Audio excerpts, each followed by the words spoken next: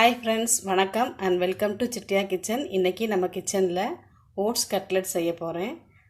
வீடியோக்குள்ளே போகிறதுக்கு முன்னாடி எங்கள் சேனலை சப்ஸ்கிரைப் பண்ணாதவங்க சப்ஸ்கிரைப் பண்ணிக்கோங்க. சப்ஸ்கிரைப் பண்ணும்போது பக்கத்தில் இருக்க பெல் ஐக்கானை கிளிக் பண்ண மறக்காதீங்க. அப்போ தான் நாங்கள் அப்லோட் பண்ணுற வீடியோலாம் உடனடியாக நீங்கள் பார்க்க முடியும்.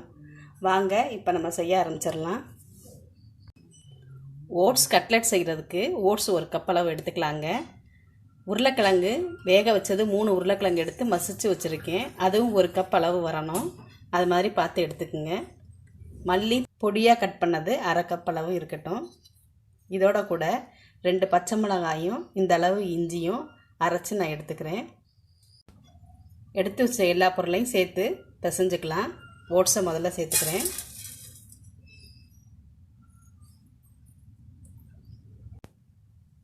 மசிச்சு வச்சுருக்க உருளைக்கிழங்கு,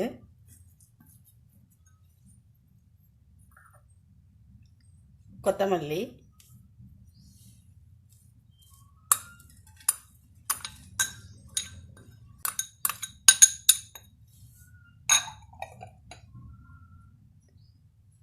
பச்சை மிளகாய் இஞ்சி அரைச்சது,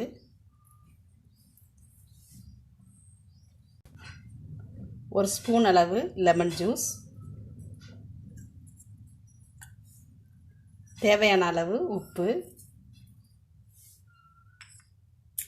ஒரு ஸ்பூன் கரம் மசாலா பொடி சேர்த்து நல்லா பிசைஞ்சுக்கலாம்.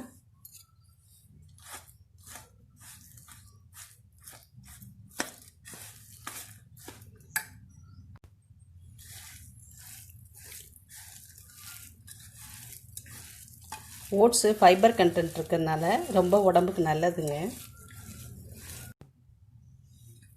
இந்த மாதிரி பிசைஞ்சுக்குங்க. பிசைஞ்சிக்கிட்டு நம்ம கட்லெட் ரெடி பண்ணிக்கலாம்.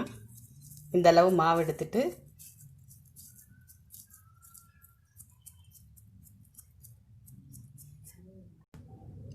இந்த மாதிரி செஞ்சு எடுத்துக்கலாம்.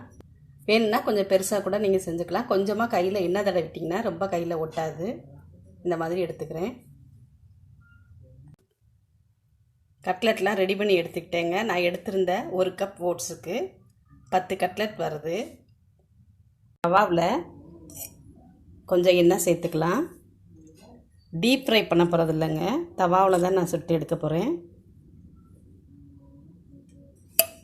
ரெடி பண்ணி வச்சுருந்த கட்லெட்டை அதில் வச்சுக்கலாம்.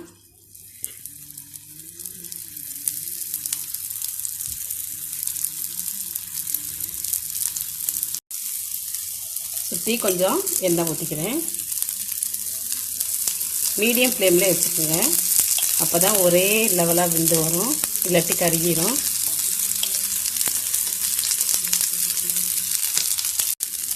இப்போ எல்லாத்தையும் திருப்பி விட்டுக்கலாம்.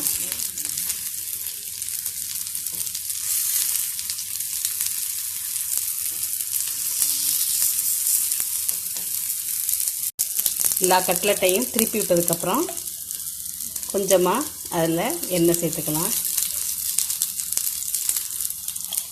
சேர்த்து நல்லா கோல்டன் ப்ரௌன் கலர் வர்ற வரைக்கும் வேக வச்சு எடுத்துக்கோங்க. ஓட்ஸ் கட்லெட் ரெடி ஆயிடுச்சு. இப்போ நம்ம அதை எடுத்துக்கலாம். பாருங்கள் எவ்வளோ சூப்பராக வந்திருக்குன்னு. இப்போ எல்லாத்தையும் நான் எடுத்துக்கிறேன். ஓட்ஸ் கட்லெட் ரெடி ஆயிடுச்சுங்க. இப்போ நல்ல ஹெல்த்தியான ரெசிபி, எண்ணெய் ரொம்ப சேர்க்காதனால நல்லது. நீங்கள் எல்லோரும் ட்ரை பண்ணி பாருங்கள். இந்த வீடியோவை லைக் பண்ணுங்கள், ஷேர் பண்ணுங்கள், உங்கள் கமெண்ட்ஸ் பதிவு பண்ணுங்கள். தேங்க்யூ.